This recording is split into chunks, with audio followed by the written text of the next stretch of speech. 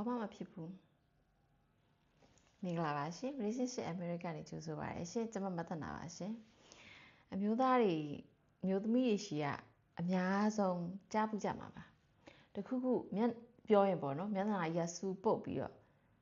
ဘာဖြစ်နေရလဲလို့မေးခဲ့ဘာမှဖြစ်ဘူးဆိုဒါပေမဲ့ပါဇက်ကသာဘာမှမဖြစ်ဘူးလို့ပြောတာတကယ်မျက်နှာကြီးကစူပုတ်နေတခုဖြစ်နေရတော့လုံးဝအသေးချသိပြီးသားဟုတ်တယ်မလားအဲ့တော့အဲ့ဒါနဲ့ပတ်သက်ပြီးတော့ဒီဗီဒီယိုကပြောပြပေးမှာပါရှင့်အဲ့တော့အမျိုးသမီးတွေကမျက်နှာကြီးစူပုတ်ပြီးတော့တခုခုမေးလိုက်တိုင်းဘာမှမဖြစ်ဘူးလို့ပြောတတ်ကြတယ်အဲ့တော့အဲ့ဒါကဘာဖြစ်တာလဲဆိုတော့ဘာဖြစ်လဲဆိုရင်ပေါ့နော်ဥပမာအနေနဲ့ပြောပြရရင်မျိုးသားကအပြန်ပြန်လာတယ်ပေါ့နော်မျိုးသားအပြန်ပြန်လာတယ်ပြန်လာတဲ့အနေထားမှာဖက်နှက်ကိုစီစီထားလို့ပြောတယ်အဲ့ဒီမှာနေ့တိုင်းလုံနေကြပေါ့နော်စီစီမထားဘူးအမျိုးသမီးပြောတာပဲပေါ့နော်အဲ့လိုမျိုးလုံနေတဲ့လုံရက်ကမှန်တယ်အရင်နေ့တွေကလည်းအဆင်ပြေနေတယ်ဒီတိုင်းမလိုက်နာနိုင်ဘူးမလိုက်နာဘူးဒါပေမဲ့အဆင်ပြေနေဒါပေမဲ့တစ်ခါလေကျတော့အခက်မသိတဲ့အခါအဲ့ဒီအမျိုးသမီးကအရန်ပင်ပန်းနေတယ်စိတ်တွေလည်းမရှိဘူးပေါ့နော်ပြဿနာမျိုးစုံနဲ့သူ့အိမ်မှာအိမ်မှုကိစ္စတွေလုပ်ကလေးကိစ္စတွေလုပ်နေတဲ့အနေထားမှာအရန်ပင်ပန်းနေတဲ့အနေထားမှာဆိုရင်ဒီပြဿနာကြီးကတွေ့လားငါဒီလောက်ပြောနေရတာဖတ်မလို့ဘူးဆိုပြီးစိတ်ဆိုးပြီးစိတ်တူသွားနိုင်တယ်ပေါ့နော်စိတ်တူပြီးတော့စိတ်ထဲမှာအဲ့နဲ့ပတ်သက်ပြီးတော့အစမပြေဖြစ်သွားပြီပေါ့နော်အဲ့အနေထားမှာပြန်လာတခုခုအမျိုးသားပြောလိုက်လို့ရှင်ဟာဖြစ်ဘူးညနာတော့တည်နေပြီအဲ့တော့အဲ့လိုအနေထားမှာဆိုရင်အမျိုးသားတွေကိုဘာဖြစ်စေချင်လဲဆိုရင်ငါဘာဖြစ်နေလဲနေဒါလေးတော့မသိဘူးလားမင်းရအောင်စူးစမ်းဒါလို့သိအောင်လုပ်ဆိုတဲ့အရာမျိုးကိုပြောရရင်အမျိုးသားတွေစူးစမ်းစေချင်တာအမျိုးသားတွေငါဘာဖြစ်နေလဲဆိုတာနင်နဲ့ပတ်သက်ပြီးငါဖြစ်နေတာနင်သိရမယ်အဲ့တော့အဲ့လိုမျိုးအမျိုးသားတွေသိစေချင်တာပေါ့နော်အဲ့လိုအနေထားမျိုးဆိုရင်အမျိုးသားတွေအနေနဲ့ဥပမာထားပါတော့ကိုကဂကနနဒီပြဿနာကို तू ဖြစ်နေတဲ့ပြဿနာကိုကဂကနနမသိဘူးပဲထားဒါပေမဲ့ကိုနဲ့ပတ်သက်ပြီးဖြစ်နေရလို့ခံစားမိမှာပဲလေခံစားမိရဲဆိုရင်ကိုကပြဿနာအရင်တော့မသိသေးဘူးဆိုရင်လည်းကိစ္စမရှိဘူးများလေးချော့ပေးဖို့လိုတယ်ဂယုစိုက်ပေးဖို့လိုတယ်အေးဒါ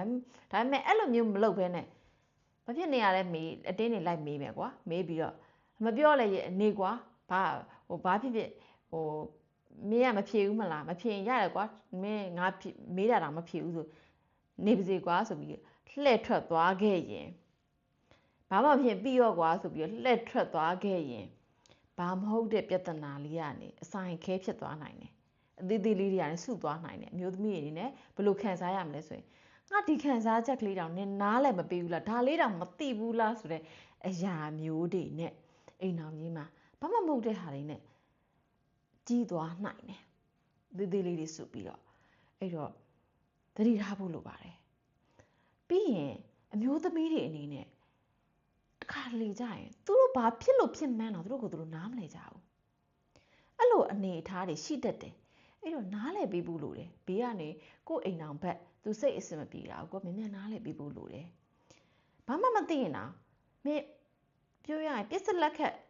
ပြစ်မထားခဲ့နဲ့နှွေးထွေးပေးလို့ရတယ်ဂယုစိုက်ပေးလို့ရတယ်ဒီလိုမျိုးဆိုအိမ်အောင်ကြီးတာယာနိုင်တယ်အဲ့လိုမဟုတ်ဘဲနဲ့သူ့ရဲ့ခံစားချက်ကိုဖြစ်ချင်တာဖြစ်ကွာဆိုပြီးတော့လွတ်ထားခဲ့ရင်ဒီအိမ်အောင်ကြီးကတဖြည်းဖြည်းနဲ့အဆင်ပြေမှာမဟုတ်တော့ဘူးပြီးတော့နောက်တစ်ခုပေါ့နော်အမျိုးသမီးလေးတွေကသူတို့စိတ်သူတို့နားမလဲရတဲ့အကြောင်းရင်းမှာသူတို့ရဲ့သွေးသားကြောင့်ပေါ့နော် menstruation လာတဲ့အခါတွေမှာစိတ်မကြည်တတ်တာတွေရှိတတ်ကြတယ်အဲ့လိုမျိုးဟော်မုန်းကြောင့်တွေပေါ့နော်အဲ့လိုမျိုးရှိတတ်ကြတဲ့အနေအထားတွေမှာဆိုရင်ကိုကသူဘာဖြစ်တာလဲငါနဲ့ဖြစ်နေတာလားမစင်စားတတ်ဘူးဆိုရင်လားသူ့ရဲ့menstruation လာတဲ့ရက်ကဘယ်အချိန်လဲကိုသိထားဖို့လိုတယ်အဲ့ဒီအနေထားတွေမှာဆိုသူစိတ်တူတတ်တာပဲအဲ့ဆိုကိုကများလေးနွေးထွေးထွေးလုပ်ပေးဖို့လိုတယ်သူဘာလို့အဲ့လဲမင်းအဆင်ပြေလားမင်းဘာလုပ်ပေးရမလဲကိုကော်ဖီပူပူလေးဖြော်ပေးရမလားယူနီပူပူလေးတောက်မလားဆိုတဲ့အနေအထားမျိုးပေါ့နော်ဘာစားခြင်းလဲအဲ့လိုမျိုးလေးနွေးထွေးပေးဖို့လိုတယ်ဂရုစိုက်ပေးဖို့လိုတယ်အဲ့တော့အဓိကအမျိုးသမီးတွေအတွက်ကအဲ့လိုမျိုးပေါ့နော်မျက်နှာစူပုတ်ပြီးတော့သူတို့ခံစားချက်ကိုမပြောတဲ့အနေအထားတွေမှာဆိုရင်သူတို့အတွက်လိုအပ်နေတာမင်းသူ့ရဲ့စိတ်ခံစားချက်အဆင်မပြေတာကိုဖြည့်ရှင်းချက်လိုချင်တာမဟုတ်ဘူး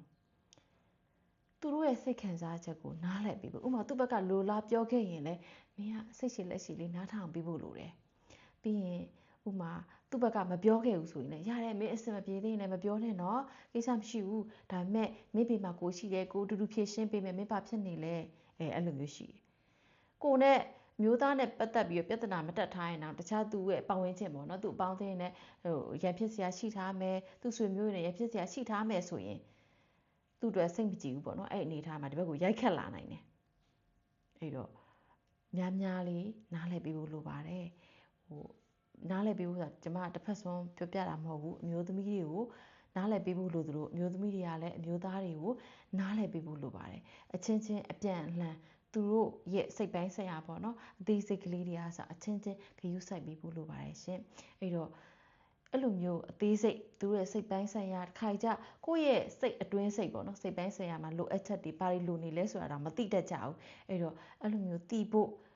ဒီလိုမျိုးနီးတွေပေါ့နော်ဂရုစိုက်ဖို့အရာတွေသူ့ရဲ့စိတ်အတွင်းစိတ်ကဘာဖြစ်ချင်တာလဲဆိုတဲ့အရာတွေကစသိဖို့ဆိုရင်တော့ကျမစီမှာသင်တန်းတက်လို့ရပါတယ်ရှင်သင်တန်း2မျိုးရှိပါတယ်နံပါတ်1သင်တန်းကတော့အိမ်တောင်ထိန်းသိမ်းရေးအခြေခံအုတ်မြစ်သင်တန်းဖြစ်ပါတယ်ရှင်လောလောဆယ်မှာတော့သင်တန်းကလူပြည့်သွားတဲ့အတွက် 1.1 သင်တန်းပဲရှိပါမယ်ရှင်နံပါတ်2ကတော့ VIP special သင်တန်းဖြစ်ပါတယ်ရှင်နံပါတ်3ကတော့ကျမရှိမှာလက်တလောအိမ်တော်ကြီးပြဿနာတွေဖြစ်နေတယ်ဆိုရင်တော့ကျမရှိမှာရင်ဖွင့်တိုင်ပင်ဆွေးနွေးအကြံဉာဏ်ယူလို့ရပါတယ်ရှင်လူချင်းမင်းတို့ရဲ့ personal ကိစ္စတွေကတော့100%အာမခံပါတယ်ရှင်ဘယ်နေရာမှမပေါက်ကြားစေရပါဘူးเนาะအဲ့တော့လူချင်းမင်းတို့အတွက်ဘယ်ဟာအဆင်ပြေမလဲဆိုတာကို Messenger မှာအသေးစိတ်လာရောက်ဆွေးနွေးလို့ရပါတယ်ရှင်ကျေးဇူးတင်ပါတယ်ရှင်ချစ်သူတိုင်းအိမ်တော်ရှင်တိုင်းချစ်ချင်းမြတ်တာတွေတိုးပွားပြီးအရာအလုံးစင်ပြေချုံမွေးကြပါစေရှင်